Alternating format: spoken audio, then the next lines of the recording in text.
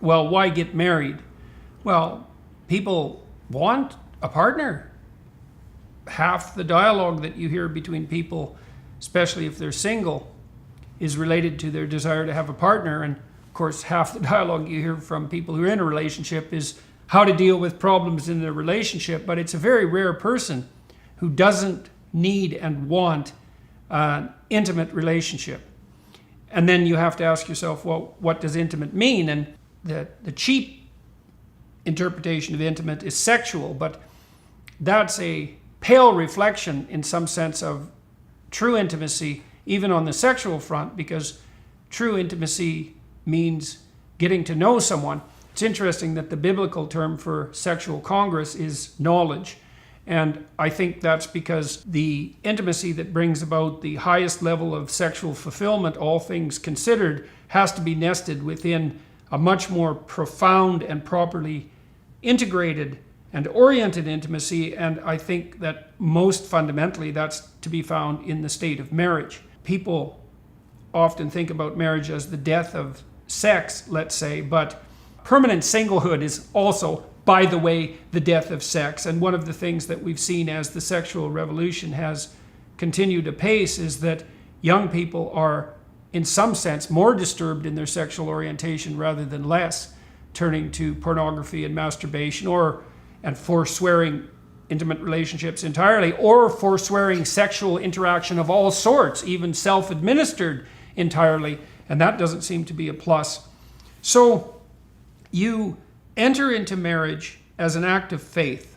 You fall in love with someone, which is a grace, a gift of God in some real sense. You see what it would be like to care for someone. You see what it would be like to have someone care for you and value you. You get a glimpse of that in love. And then you have a challenge set before you, which is, can you arrange your life with this person that you've fallen in love with so that that state of love permeates the entire relationship and everything you do together all the time? And so that would make a marriage the perfect date that repeats endlessly. Now, obviously, that's an extraordinarily high goal to hit, a high mountain to climb, but you need something to do, and it might as well be that. And in an intimate relationship, when things are going as well as they can go, I think you're hard-pressed to find anything better in life. So why not attempt to achieve that? Well, why do you need marriage? Well, you need marriage just like you need other social institutions. Marriage is a great burden and responsibility, as well as a great opportunity. It's a burden and responsibility because as a married couple, you're going to face together everything that life can throw at you. And so the difference between a casual affair, let's say, and a marriage is that the casual affair is all milk and honey, let's say. It's all pleasure, although it very rarely works out that way, but that's the theory. Whereas in the marriage, you have to contend with the harsh realities of all the dimensions of life. But you want to take that on voluntarily, and you want to share that with someone. And if you do that properly within the confines of a marriage, then you have someone to weave together the rope of the narrative of your life. And you have someone to bounce yourself off, and you have someone to improve yourself in relationship with, and you have someone that you have to take into consideration, like you should take yourself into consideration, and you have someone that you have to take into consideration over the longest possible span of time. And what that means is that you're forced, in a real sense, to perform the kind of sacrifice of impulsive hedonism that produces a true maturity. So let's say, imagine that you're only out for yourself.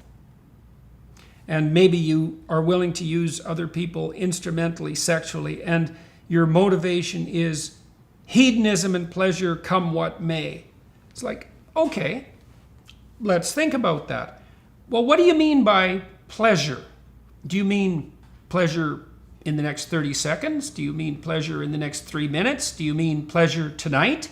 And I'm asking because you might say, well, why not cocaine and hookers as a non-stop diet?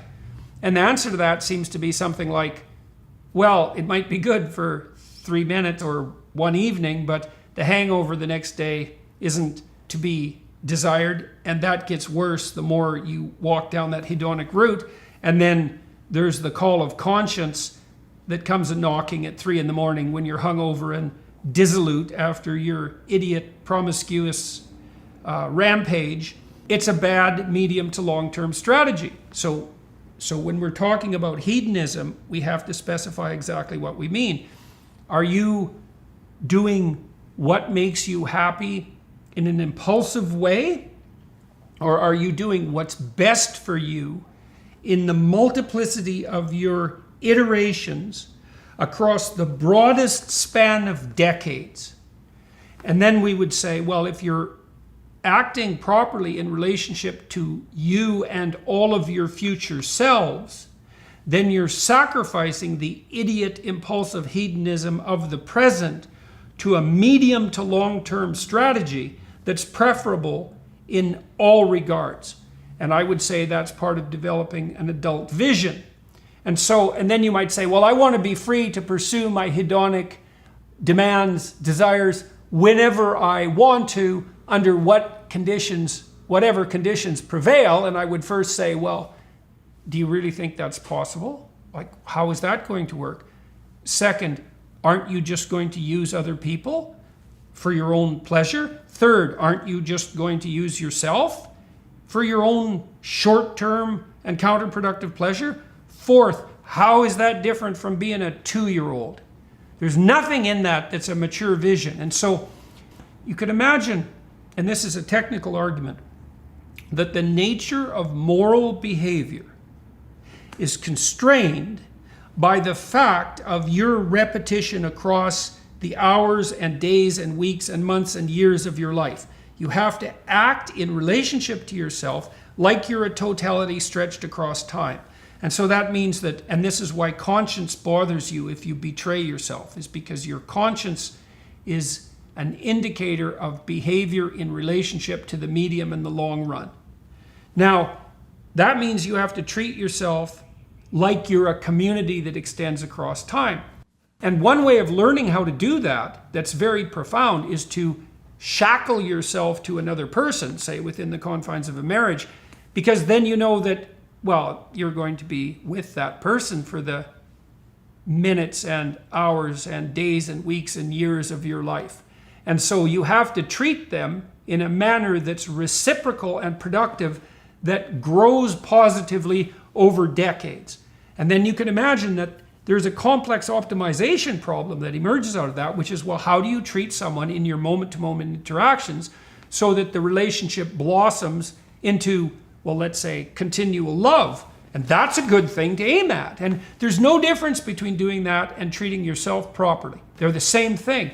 And then you can imagine if you treated yourself properly and your partner properly, and you really learned how to do that. This is a deep problem. It's a deep problem, and you have to be challenged to do it constantly.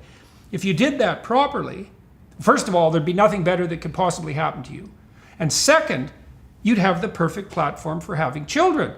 Because now the children come into the world, and there's 2 of you, and you're side by side, and you're treating each other like you're extensions of each other, which you are, because you're stuck with this person forever. And then the child has the amalgam, the joint amalgam of 2 personalities that have had to bargain and negotiate to produce a unity, and the child's introduced into the fact of that unity, which is the higher order structure that governs the marriage. So that's Christ himself in the Christian marriage tradition, let's say. Or you could think of it as the law and the prophets in the Jewish tradition. It boils down in some sense to the same thing. Now the child enters a world where a negotiated solution between 2 mature partners has been established, and his or her behavior can be calibrated in relationship to that joint union. And that union is wiser than either of the 2 individuals would have been on their own.